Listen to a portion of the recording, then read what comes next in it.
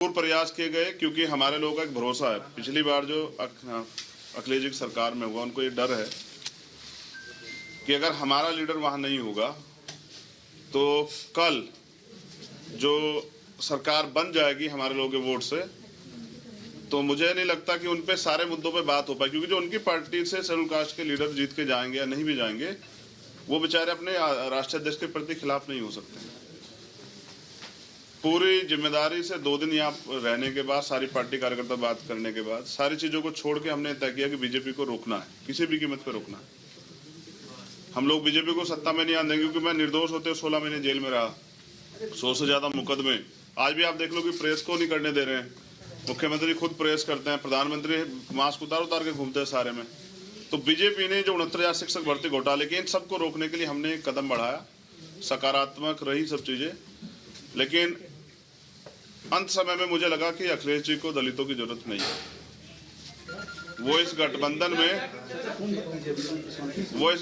में दलित नेताओं को, दलित लीडरशिप को नहीं चाहते। वो चाहते हैं कि उनको दलित वोट करें, लेकिन मेरा डर ये था कि अगर दलित उनको वोट कर देंगे तो कल जो उनके ऊपर एक आरोप पिछली सरकारों में भी रहा, क्योंकि माननीय काशीराम साहब को मैं नेता मानता हूँ, उन्होंने भरोसा करके नेताजी को मुख्यमंत्री बनाया, फिर क्या हुआ आपके सामने। इसी डर को समाज के अंदर डरता, सारे बुद्धिजीवियों ने, हमने खुद में भी चर्चा की, सब लोगों ने कहा कि आप खुल के बात कीजिए कि कल ऐसा तो नहीं कि सरकार जाने के बाद, सरकार बनने के बाद जो है हम अपने विषय पे बात ही ना कर पाए, दलितों के साथ फिर वो शोषण हो, घर जलाए जाएं, उनकी जमीन कब जाए, उनको पीटा जाए, उनको सता जाए, महिलाओं के रेप हो, हाथरस जैसे कांड हो। और 2 दिन में निराशा हुई कि 1 महीना 10 दिन के बाद उन्होंने कल अपमानित किया। ये दुखद है। अपमानित किया आपको? ये बहुजन समाज के लोगों का उन्होंने अपमान किया है। किसने सर? अखिलेश यादव ने। मुझे ये भरोसा था कि वो भी 85% बहुजन समाज के लोगों को इकट्ठा करने का प्रयास करेंगे, क्योंकि हम सब लोग भाजपा को रोकने का प्रयास कर रहे थे। मैं तो समझता कि यहाँ पीठ के दर्द के बाद भी 2 दिन से हूँ कि किसी तरह से बात सकारात्मक हो जाए, लेकिन कल आने के बाद उन्होंने कहा था कि मैं शाम तक बताता हूँ, उनका जवाब अभी तक नहीं है। तो मैं समझता हूँ कि वो इस गठबंधन में दलित समाज के लोगों को नहीं चाहते, जबकि बड़े पैमाने पे हमारे साथी जो हैं, जो कार्यकर्ता, जिनकी वजह से आज चंद्रशेखर यहाँ बैठे हैं, बीमार में आजाद समाज पार्टी के, उनकी ये मन था कि वो बीजेपी को रोकने के लिए इस गठबंधन का हिस्सा बने। मैंने कल ट्वीट भी किया था, आप सब लोगों ने अपने मीडिया के माध्यम से चलाया, तो मैंने कहा था कि आप अगुवा हैं, आपकी जिम्मेदारी है। दलित समाज, पसमानदा समाज, आपका दस्तकार समाज, पीड़ित समाज, वंचित समाज, पिछड़ा वर्ग के सारे नेता आपके साथ इसलिए इकट्ठा हो रहे हैं कि आप सामाजिक न्याय करेंगे। लेकिन मुझे लगता है कि अभी अखिलेश जी सामाजिक न्याय का मतलब नहीं समझ पाए। सामाजिक न्याय कहने से नहीं होता है। हम काशीराम साहब को मानने वाले लोग, जिसकी इतनी संख्या बार, उसकी इतनी हिस्सेदारी की बात करते हैं, तो 25-25.5% दलितों की हिस्सेदारी ये है कि वो उनको गठबंधन में नहीं रखना चाहते।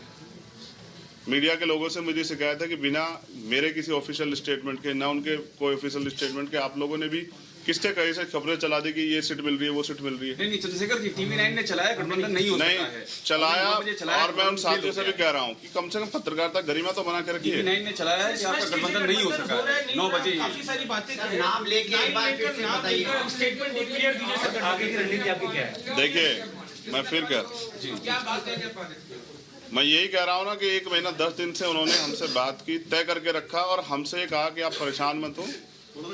मैंने उनसे कहा कि आप बड़े भाई, क्योंकि उनको चिंता हो या ना हो, वंचित वर्ग के लोगों की हमें चिंता है।